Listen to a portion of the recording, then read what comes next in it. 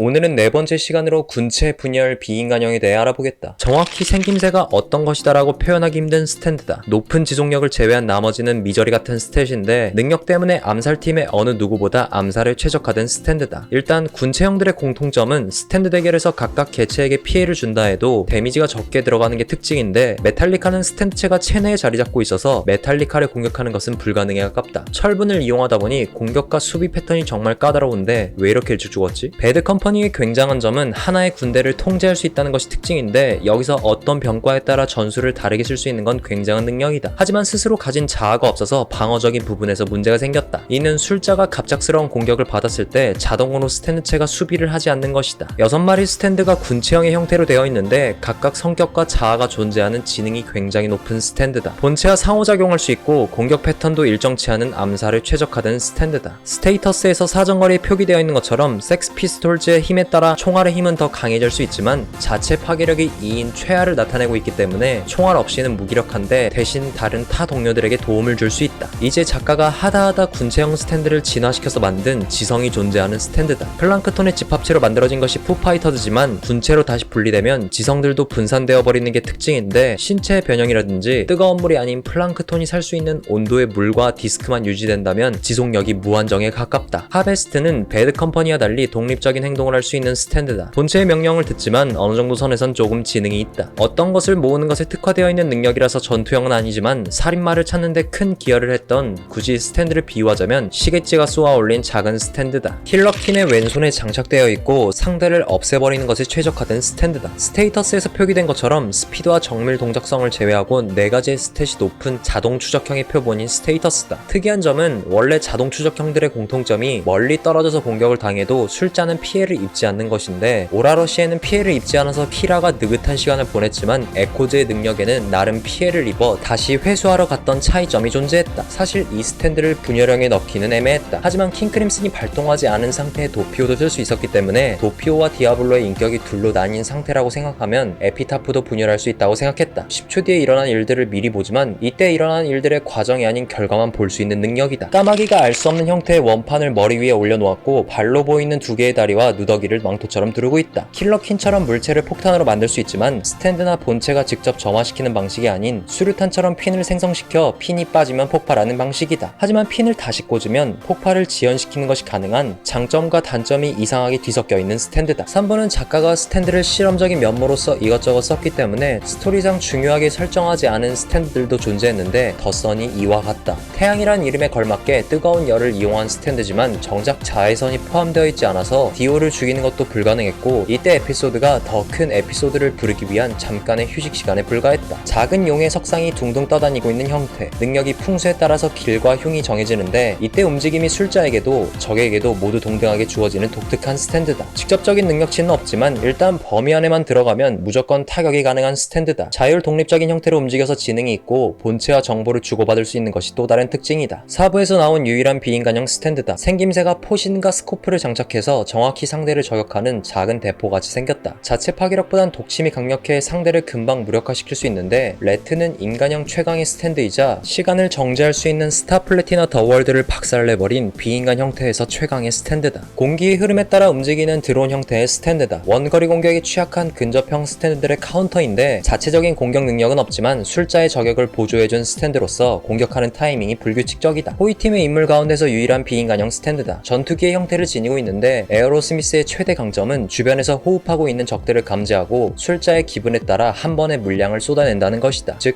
죽이고자 하는 의지가 강하면 총알이 무한정에 가깝다. 물이 있는 곳이라면 어디든지 순식간에 이동 가능한 상어의 모습을 가진 스탠드다. 액체의 양에 따라 상어의 크기를 조절할 수 있었고 갑작스럽게 이곳저곳에 등장해서 치고 빠지는 공격법을 구사했다. 원격 조작형의 스탠드치고는 스테이터스가 좋은 편에 속하는데 파괴력이 낮아 혼자서는 아무것도 못해서 나란차의 밥이 되었다. 사슴벌레 형태를 가지고 있는 스탠드, 사람들을 죽이고 본인이 만든 행동들을 전부 사고사로 위장시켰으며 정작 술자는 그 안에서 피해자 코스프레에서 치밀하게 움직였다. 생김새가 개미 할 개의 머리와 여러 개의 다리를 가진 비인간형 스탠드다. 무난한 스탯을 지니고 있지만 3명이 같이 협동해야 위력이 극대화되는데 금속을 조종하면서 몸속에 있는 철분도 조종할 수 있다. 그리하여 몸에 닿으면 자석처럼 서로 끌어당기게 된다. 생김새가 고대 익룡이 죽어서 남은 뼈의 집합체와 얼음으로 만들어진 스탠드다. 능력은 얼음의 사이즈를 마음대로 조절하여 만든 뒤에 미사일처럼 날릴 수도 있고 움직임을 봉쇄시키기 위해 주변을 전부 얼려버릴 수도 있다. 그렇다면 이제 비인간형, 군체형, 분열형 가운데서 당신이 가지고 싶은 스탠드는 무엇인지